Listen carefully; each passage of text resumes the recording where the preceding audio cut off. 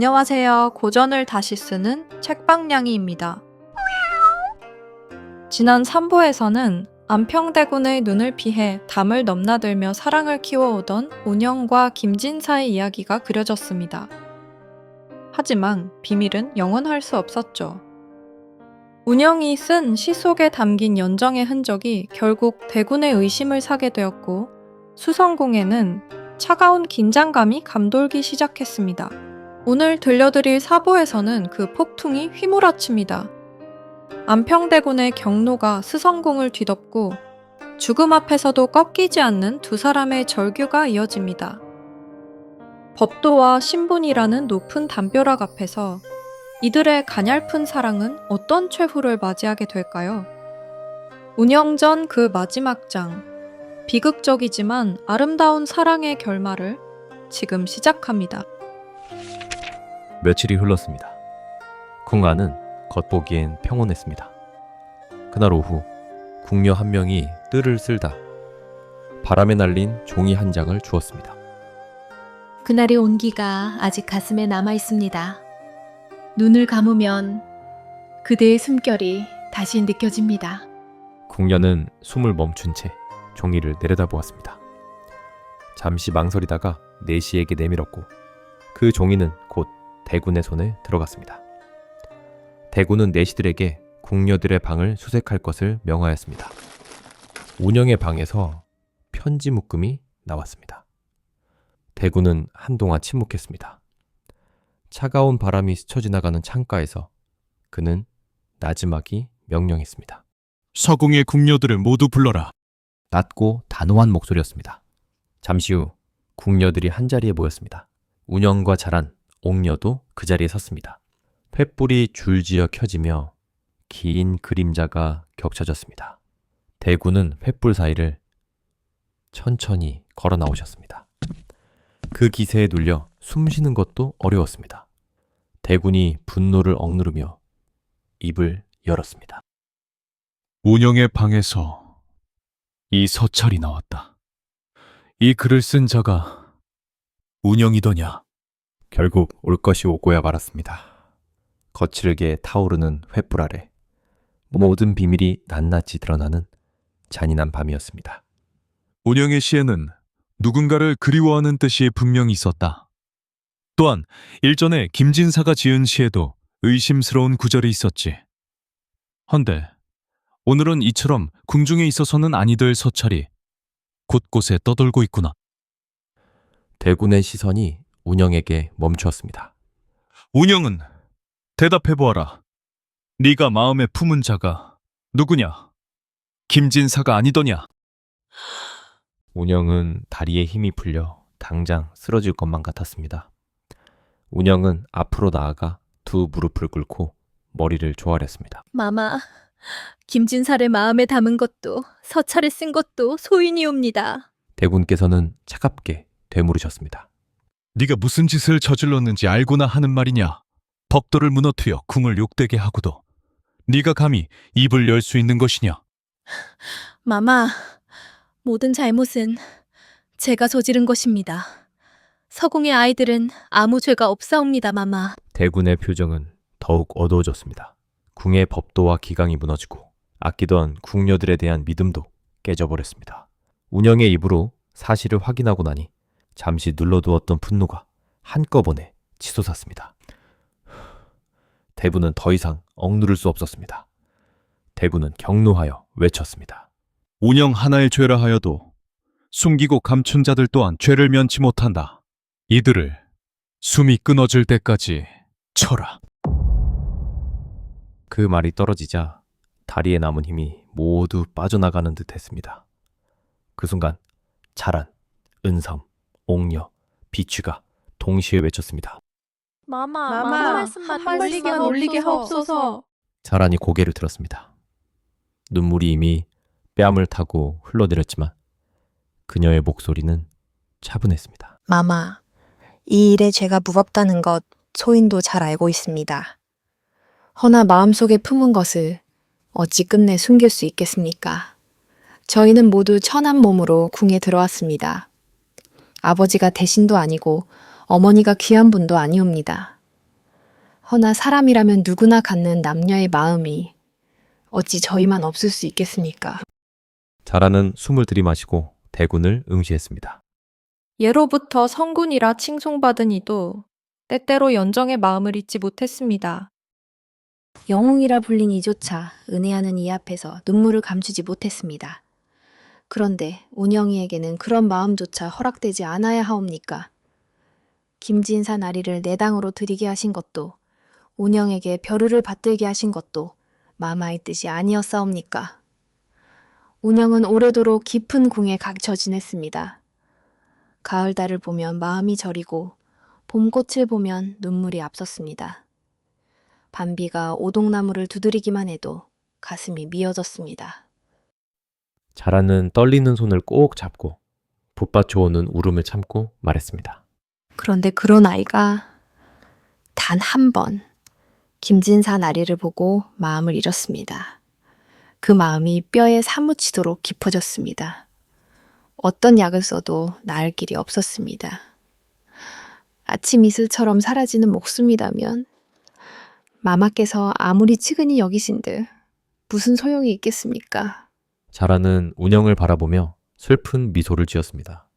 마마, 소인의 어리석은 생각으로는 김진사와 운영을 한 번 만나게 하여 두 사람의 원한과 애틋함을 풀어주시는 것이 마마께서 그동안 쌓으신 선행 가운데 가장 큰 은혜가 될 것이라 여겼습니다. 운영이 절개를 더럽힌 것이 죄라면 그 죄는 소인에게 있습니다. 소인의 말은 위로는 마마를 속이지 않았고 아래로는 동료들을 저버리지 않았습니다. 오늘 여기서 죽는다면 죽어도 원한이 없사옵니다. 엎드려 아래엎건대 제 목숨으로 운영의 목숨을 이어주소서. 자란의 말이 끝나자 은섬이 조용히 말했습니다. 남녀의 정은 사람이면 누구나 지닌 마음이옵니다. 저희도 그저 사람일 뿐입니다. 비취와 옥녀도 잇따라 고개를 숙였습니다. 마마의 은혜를 저버린 죄 죽어 마땅하오나 서궁의 영광을 함께했으니 서궁의 애군도 함께하겠습니다. 운영은 친구들의 희생 앞에 가슴이 찢어지는 듯 했습니다. 그녀는 떨리는 손을 다잡고 마지막 고백을 올렸습니다. 마마, 소인이 지은 죄는 세 가지입니다. 정절을 지키지 못한 것이 첫째요.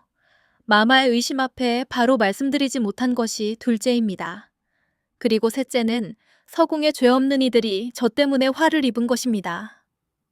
마마, 이 세 가지 죄를 짓고도 소인이 더 살아있을 면목이 있겠사옵니까?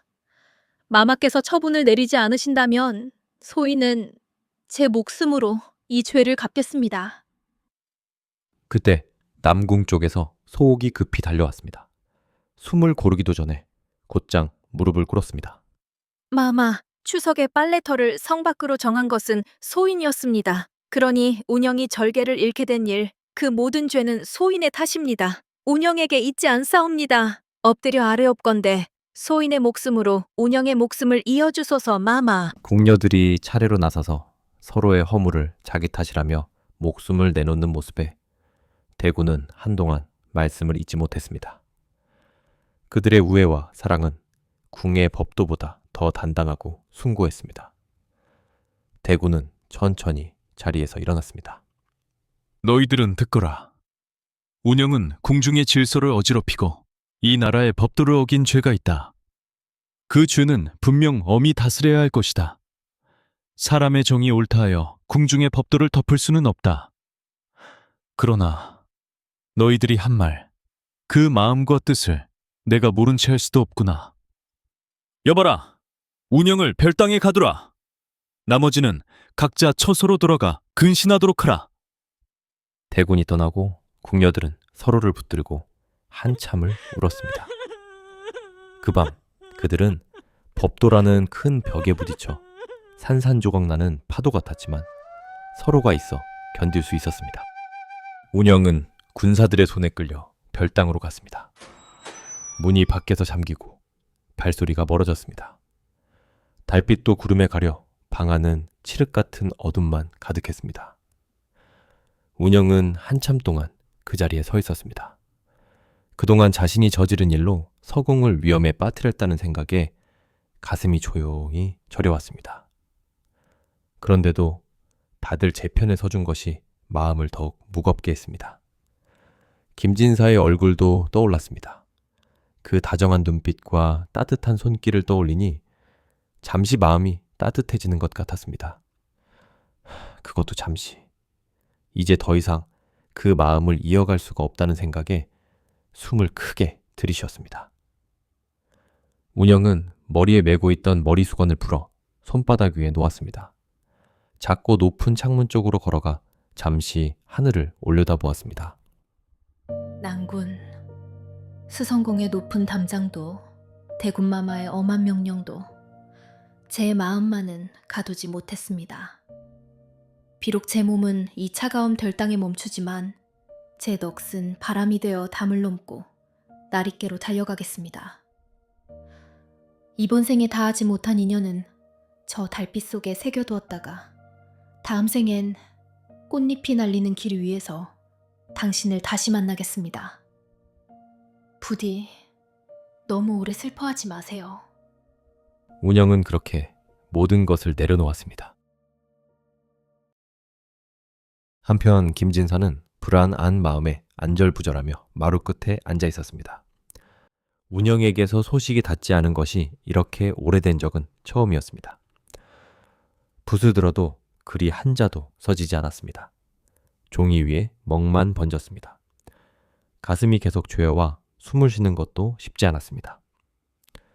그때 사랑채 문 앞에서 조심스러운 기침 소리가 들렸습니다.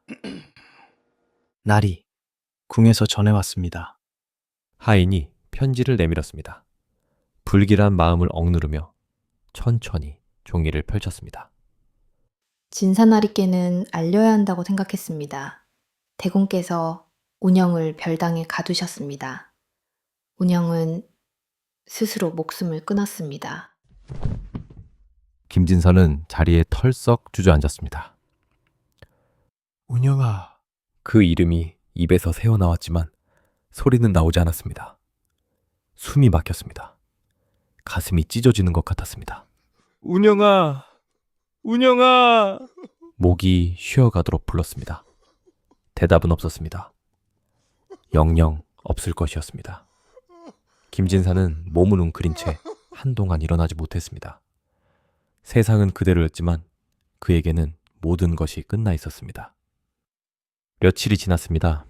아니, 며칠이 지났는지조차 알 수 없었습니다. 밥을 먹지 않고 물도 마시지 않았습니다. 누워 있어도 잠이 오지 않았고 일어나 있어도 깨어 있는 것 같지 않았습니다. 그저 한 가지 생각뿐이었습니다. 운영이 어디에 붙였는지. 김진사는 겨우 몸을 일으켜 수소문을 시작했습니다. 무녀의 집을 찾아갔습니다. 무녀는 김진사를 보더니 고개를 돌렸습니다. 하지만 결국 입을 열었습니다. 북쪽 야산이라 들었습니다.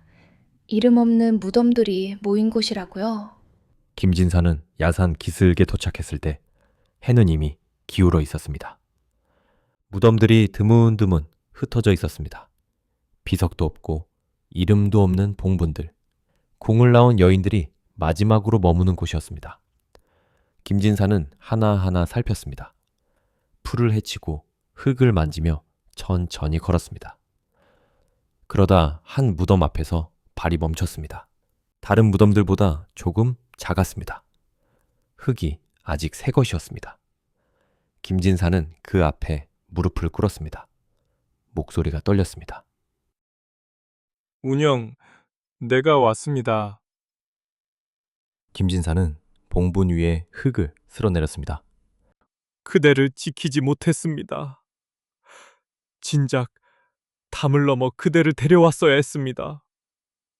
그날 그대와 함께 도망갈 걸 그랬습니다. 내가 잘못했습니다. 다 나 때문입니다. 미안합니다. 미안합니다.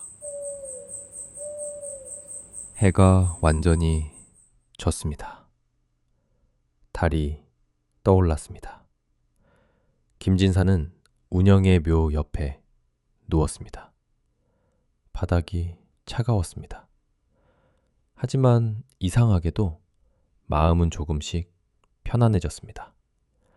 하늘에 별이 떠 있었습니다. 운영이 언젠가 말했던 삼청의 별이 저 위에서 빛나고 있었습니다. 그대가 나를 기다리고 있다면 조금만 더 기다려 주십시오. 눈이 천천히 감겼습니다. 이번에는 담도 없고 궁도 없고 그 누구도 막을 수 없는 곳에서 만납시다. 그때 햇빛이 가득한 꽃길을 손잡고 함께 걸읍시다. 바람이 불었습니다. 풀잎이 흔들렸습니다. 마치 누군가 대답하는 것 같았습니다. 김진사는 미소를 지었습니다. 그리고 더 이상 눈을 뜨지 않았습니다. 김진사가 이야기를 마쳤습니다. 유영은 한동안 아무 말도 하지 못했습니다. 눈시울이 뜨거워졌습니다. 김진사가 조용히 운영의 손을 잡았습니다. 운영이 고개를 기울여 그의 어깨에 기댔습니다. 두 사람의 모습이 달빛 아래 희미하게 빛났습니다. 유영이 겨우 입을 열었습니다. 두 분은 결국 다시 만나셨군요. 김진사가 고개를 끄덕였습니다. 그렇습니다. 저는 운영의 묘 앞에서 눈을 감았고 다시 눈을 떴을 때 운영이 제 앞에 있었습니다. 옥황상제께서 저희 사연을 들으셨다 합니다. 담을 넘고 편지를 전하고 끝내 함께 죽은 이야기를요. 상제께서 말씀하셨습니다. 인간 세상의 법도는 어겼으나 그 마음만은 거짓이 없었다. 천상에서 다시 만나게 하라. 운영이 말을 이었습니다. 저희는 지금 삼청에 머물고 있습니다. 옥황상제의 향안을 모시며 낮에는 구름 사이를 거닐고 밤에는 별빛 아래 시를 읊습니다. 그런데 어찌 오늘 이곳에 유영이 물었습니다. 김진사가 대답했습니다. 1년에 단 하루 상제께서 허락하신 날이 있습니다. 이승의 옛 인연을 찾아갈 수 있는 날이지요. 오늘이 그날입니까? 그렇습니다. 운영이 수성궁의 폐허를 둘러보았습니다. 무너진 담, 깨진 기와 무성한 툴. 한때 자신이 갇혀있던 그 높은 담은 이제 허물어져 흔적도 희미했습니다. 이곳에 오고 싶었습니다. 담 안에서 울던 밤들, 문틈으로 나리를 바라보던 시간, 나리와 함께했던 그 모든 것이 여기 있었으니까요. 김진사가 운영을 바라보았습니다. 이제는 감도 없고 궁도 없습니다. 그대를 가두는 것은 아무것도 없습니다. 운영이 고개를 끄덕였습니다. 눈가에 눈물이 맺혔지만 입가에는 미소가 떠올랐습니다. 예, 이제는 그렇습니다. 그때 어디선가 바람이 불어왔습니다. 김진사가 하늘을 올려다보았습니다. 시간이 다 된 모양입니다. 유영이 급히 일어섰습니다. 벌써요? 조금만 더. 김진사가 고개를 저었습니다. 상제께서 부르십니다. 이제 가야 합니다. 운영이 유영에게 깊이 절했습니다. 오늘 밤 저희 이야기를 들어주셔서 진심으로 감사합니다. 김진사도 허리를 숙였습니다. 한 가지 부탁이 있습니다. 이 이야기를 기억해 주십시오. 그리고 누군가에게 전해 주십시오. 담 안에 갇혀있던 여인과 그 담을 넘었던 선비가 있었다고. 둘은 끝내 이루지 못했지만 끝내 헤어지지도 않았다고. 유영은 고개를 깊이 숙였습니다. 반드시 그리하겠습니다. 김진사가 운영의 손을 잡았습니다. 두 사람이 나란히 섰습니다. 달빛이 유난히 밝았습니다. 두 사람의 모습이 점점 희미해졌습니다. 마치 안개가 걷히듯 천천히. 그리고 두 사람은 사라졌습니다. 유영은 한참 동안 그 자리에 서 있었습니다. 바람이 멈추고 달빛만 고요히 내려앉았습니다. 그러다 문득 새소리에 눈을 떴습니다. 잠이 들었던 건가? 사방을 둘러보니 안개가 땅에 가득하고 아무도 없었습니다. 꿈이었나? 그때 손에 무언가 쥐어져 있는 것을 느꼈습니다. 그의 손에는 책자 한 권이 들려 있었습니다. 유영은 숨을 멈추고 첫 장을 펼쳤습니다. 성은 김씨여. 10살의 글재주로 이름이 알려졌고 김진사의 목소리가 그대로 살아 있었습니다. 손이 떨렸습니다. 꿈이 아니었구나.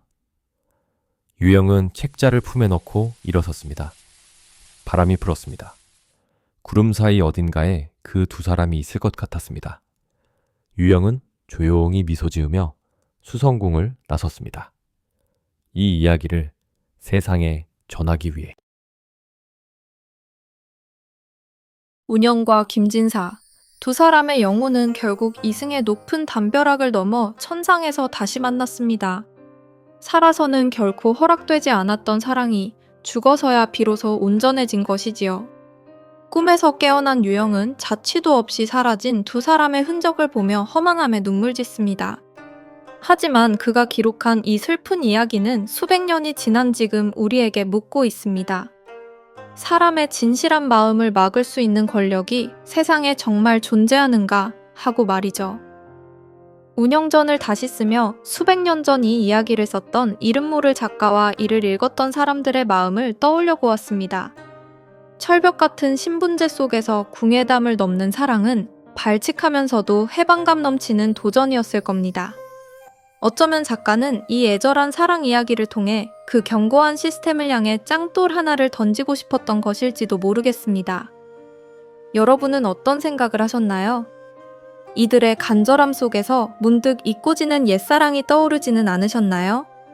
수성궁의 붉은 꽃잎처럼 지고만 두 사람의 사랑 이야기, 운영전 4부였습니다. 이 슬픈 이야기가 여러분의 마음에도 작은 울림을 남겼기를 바랍니다. 가슴을 울리는 또 다른 고전 이야기를 계속 만나보고 싶으시다면 구독과 알림 설정으로 저희 소식을 받아보세요. 오늘 이야기가 좋으셨다면 좋아요와 댓글로 응원해주시기 바랍니다. 함께 해주신 여러분 진심으로 고맙습니다. 지금까지 책방향이었습니다.